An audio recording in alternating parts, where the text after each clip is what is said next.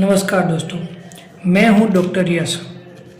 आप सभी का मेरे इस चैनल पर हार्दिक स्वागत है। इस चैनल के थ्रू मैं आपको मेडिकल फील्ड के इम्पोर्टेंट टॉपिक, हेल्थ रिलेटेड जानकारी, OPD and IPD case management and MBBS के सभी सब्जेक्ट को सीरीज वाइज बहुत आसान तरीके से समझाने का कोशिश करूँगा। इस चैनल के थ्रू मैं आपको एमबीबीएस के सभी सब्जेक्ट को क्लिनिकल अप्रोच के साथ, केस बेस्ड डिस्कशन के साथ समझाऊंगा, ताकि आपको हर एक कंसेप्ट लॉन्ग टर्म के लिए याद रहे। अगर आप MBBS, NEET PG, medical officer की एग्ज़ाम की तैयारी कर रहे हैं तो यह चैनल आपके लिए बहुत ही हेल्पफुल रहेगा। अगर आपको मेरी वीडियोस अच्छी लगे तो लाइक, शेयर और सब्सक्राइब कीजिएगा। तो चलो शुरू करते हैं हम हमारे पहले मेडिसिन के एक बहुत बड़े टॉपिक रेस्पिरेटरी सिस्टम से। इसका पहला टॉपिक है हमारा ARDS, acute respiratory distress syndrome. यह आईसीयू इमरजेंसी में बहुत कॉमनली देखा जाता है एंड एग्ज़ाम के लिए बहुत ही इम्पोर्टेंट टॉपिक है। तो इस टॉपिक के बारे में समझते हैं। तो जब हम ARDS कहते हैं तो हमारे पास पहला क्वेश्चन होता है कि सर ARDS कहते किसको है। तो ARDS एक सीरियस कंडीशन है जिसमें लंग में सीवियर इन्फेक्शन एंड इन्फ्लामेशन हो जाता है और लंग्स के अंदर पानी भर जाता है। आम भाषा में कहे तो पानी भर जाता है। जब लंग्स के अंदर इन्फ्लामेशन होता है और लंग्स के अंदर फ्लूइड एक्यूमुलेट होने लगता है तो उसके अंदर ऑक्सीजन सप्लाई कम हो जाती है।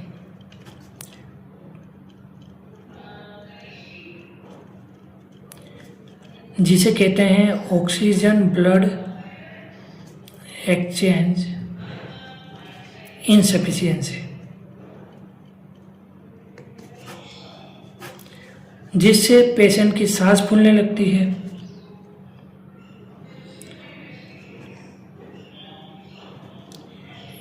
और ये जो फ्लूइड एक्यूमुलेशन है इसका और कार्डिक का कोई भी रिलेशन नहीं है, तो इसलिए इसको कहते हैं non cardiogenic pulmonary oedema.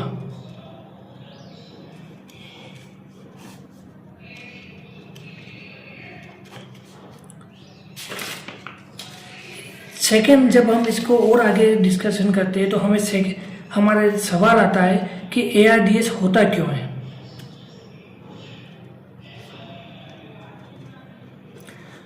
Most common reason ARDS का है sepsis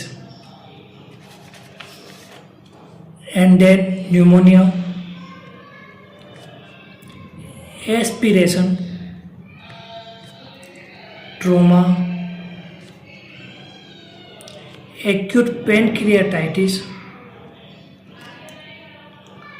smoke inhalation and blood transfusion. ये कुछ रीजन है जो ARDS करते हैं। अब हम समझते हैं कि पैथोफिजियोलॉजी कि ARDS प्रॉपरली होता क्यों है।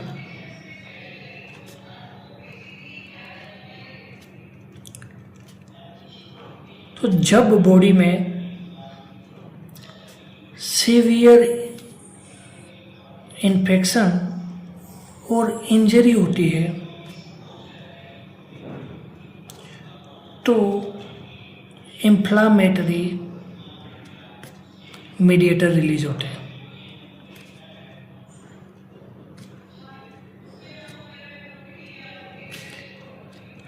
ये एल्वियोलाई एंड कैपिलरी को को डैमेज करते हैं।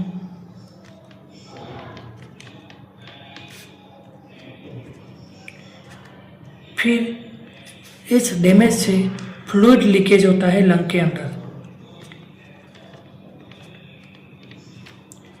और आगे जाके लंग स्टिफ हो जाता है।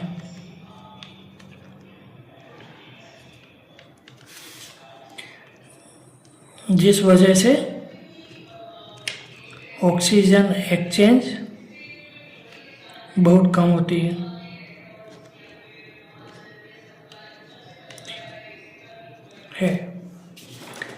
अब इसके बाद हमारा चौथा सवाल आता है कि सर जब ये पूरा मैकेनिज्म होता है तो क्या क्या सिम्टम हमें पेशेंट के अंदर देखने को मिलते हैं।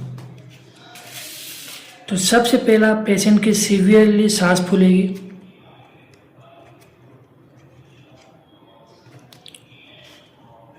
शॉर्टनिंग ऑफ ब्रीथ बोलते हैं जिसको, टेकिपनिया, सांस बहुत तेज चलेगी, नौजिया, बेचैनी जैसा, चेस्ट टाइटनिंग लगेगी फ्लूइड के कारण, जब चेस्ट एक्सपेंड नहीं हो पाएगा तो चेस्ट टाइटनिंग लगेगी और ऑक्सीजन एक्सचेंज नहीं हो पाने के कारण साइनोसिस डेवलप होगा। जब हम एग्जामिन करेंगे पेशेंट को, ऑस्कल टेस्ट करेंगे तो हमें क्या फाइंडिंग मिलेगी। एग्जामिन करने पर स्टेथोस्कोप से हम देखेंगे कि बायलैटरल क्रेपिटेशन, टेकिपनिया यानी रेस्पिरेटरी रेट इंक्रीज और एसेसरी रेस्पिरेटरी मसल का यूज, ये चीज़ें हमें दिखेंगी। सीधी सी बात है, लंग्स के अंदर फ्लूइड जमा हुआ है, पेशेंट लंग्स का प्रॉपर यूज़ नहीं कर पा रहा है तो वो अपनी एसेसरी मसल का यूज़ करेगा ब्रीथ करने के लिए। इसके बाद हमने कुछ इन्वेस्टिगेशन करेंगे। तो इन्वेस्टिगेशन में दो मेन है, एक है चेस्ट एक्सरे, दूसरा है सीटी स्कैन। चेस्ट एक्सरे के अंदर बायलैटरल डिफ्यूज इनफिल्ट्रेट दिखेंगे। बायलैटरल डिफ्यूज वाइट इनफिल्ट्रेट कहेंगे। इसके कारण लंग्स को और एक नाम दिया गया जिसको बोला गया वाइट आउट लंग्स।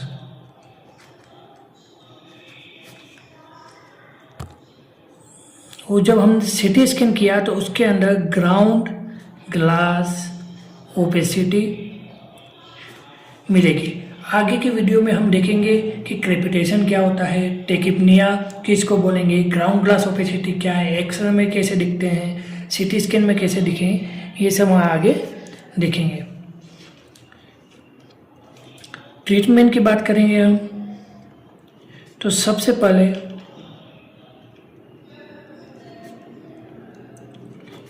अंडरलाइंग कोज को ठीक करना है।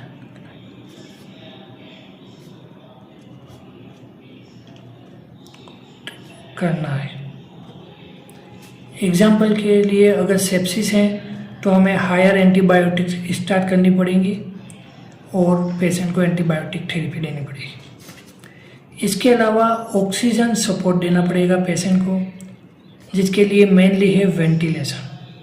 और एक इम्पोर्टेंट क्वेश्चन वेंटिलेशन के रिगार्डिंग पूछा जाता है कि किस वेंटिलेशन की सेटिंग क्या रहेगी।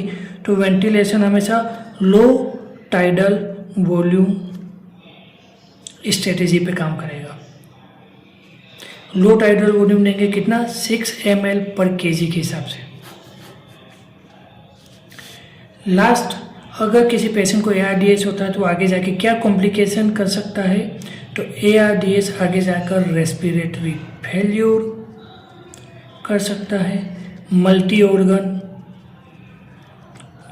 डैमेज कर सकता है, पल्मोनरी फाइब्रोसिस कर सकता है और एट लास्ट डेथ कर सकता है। तो यहाँ पर हमारा ARDS के रिलेटेड सारी इन्फॉर्मेशन कंप्लीट हुई है। अगर आपको मेरा वीडियो पसंद आया हो तो लाइक करो, कमेंट करो और शेयर करो। Thank you.